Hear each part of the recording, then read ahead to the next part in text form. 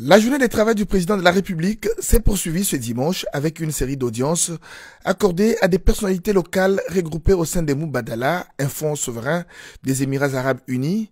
Ce fonds est intéressé par le secteur d'énergie, particulièrement de l'énergie renouvelable. C'était à Émirat Palace Hotel d'Abu Dhabi. Et nous avons été très ravis aujourd'hui d'être reçus par Son Excellence le Président de la République démocratique du Congo, un grand pays qui est en visite ici chez nous aux Émirats Arabes Unis. Franchement, nous avons été tellement flattés et nous nous sommes échangés dans beaucoup de points dans le cadre de la coopération gagnant-gagnant entre les deux États, mais nous avons plus martelé dans le projet de l'énergie renouvelable, qui sera notre premier projet qui sera exécuté en République démocratique du Congo. Nous avons de grands investissements dans le monde pour l'énergie renouvelable et ce projet que nous voulons amener en République démocratique du Congo, pour le moment, nous sommes en train de finaliser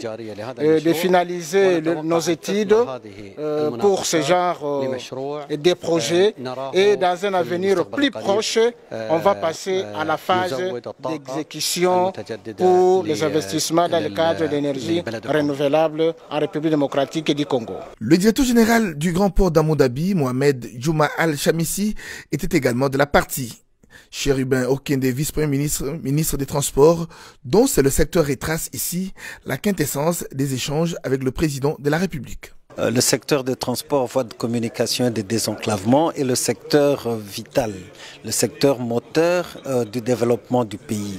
Si nous n'investissons pas dans les transports, moyens de communication, ça serait illusoire de penser que nous pourrons un jour prétendre développer notre pays. Donc c'est un secteur très vital et aujourd'hui, avec la ligne de conduite tracée par son Excellence Monsieur le Président de la République, chef de l'État, concernant les partenariats publics-privés, nous avons donc intérêt à faire voir toutes les opportunités qu'offre notre pays afin que ces partenaires viennent chez nous investir. Et dans cet investissement, nous allons également, nous attendons booster la création d'emplois et la relance effective de notre économie.